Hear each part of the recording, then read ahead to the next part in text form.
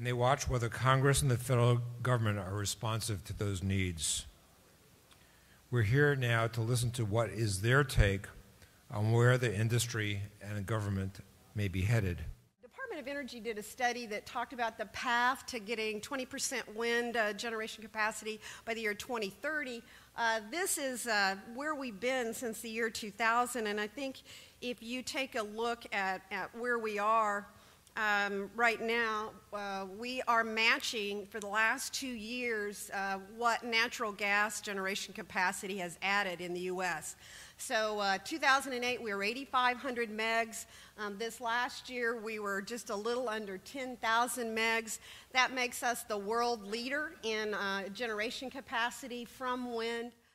So at the top of our list, we had about 600 or 700 of our members fly in last week to meet with their members of Congress and talk about our legislative priorities and issues of concern. And like a lot of us, at the top of our list was climate change. We've taken a position over 3 years ago in support of federal legislation, carefully crafted, workable, and balanced legislation to address this issue in a workable and sustainable fashion. I think like a lot of folks in the industry, even with the uncertainty in Congress, they are moving towards portfolios that are less carbon intensive and trying to do what they can, both in planning and implementation now, to make progress.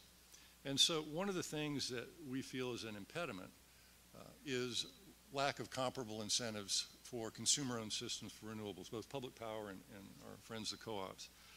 And we have some initiatives that we hope gain support and traction. As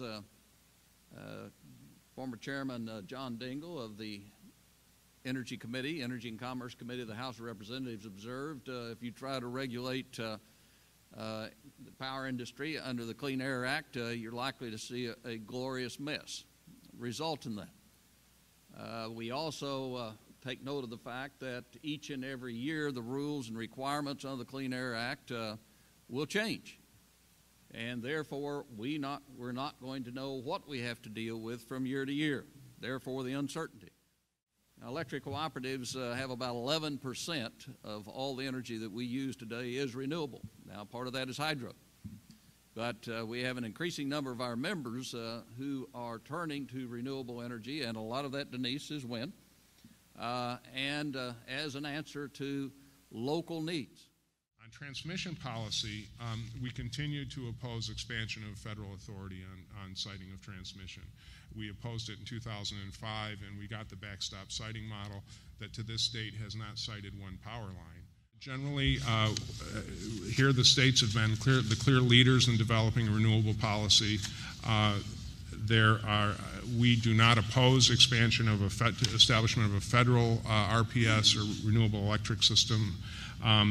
We think energy efficiency should be considered as an option for how an RPS might be designed. And importantly, I think the hope is that if there is a federal policy adopted, that it be compatible with and accommodate the state programs. You know, obviously, maybe obviously now, it's not clear whether the United States is going to go down the cap and trade route or some other version or a carbon tax or whatever it is. But the devil sure does depend on the detail. It's also very clear that we're nowhere near an international mandate. The Copenhagen process in December really didn't amount to much. There's not much expectation that a COP meeting in Mexico City next year, or this year, excuse me, is going to have much of a different result. And the international community is recognizing, I think, that the UN process really doesn't work. And to move forward internationally, you really have to have the United States and China have a meeting of the minds.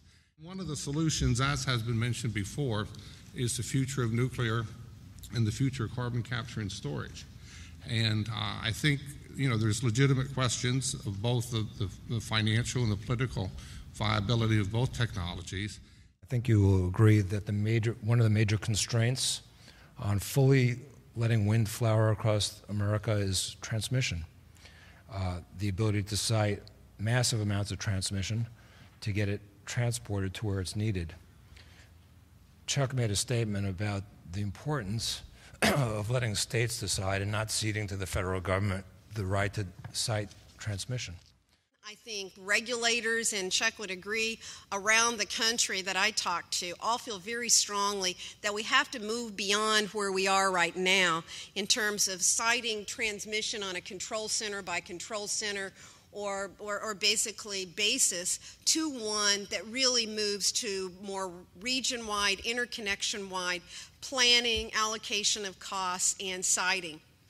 And I think it can be done cooperatively. I think part of what we've been doing at AWEA is, and with our colleagues at SEIA and Energy Future Coalition, the environmental community, landowners, and regulators, is talking about how we can take the vision of having a real modern interstate highway for electrons from a vision to one that's a reality. And that is going to take a lot of conversation and is going to take a lot of working together, but it is one that can be done.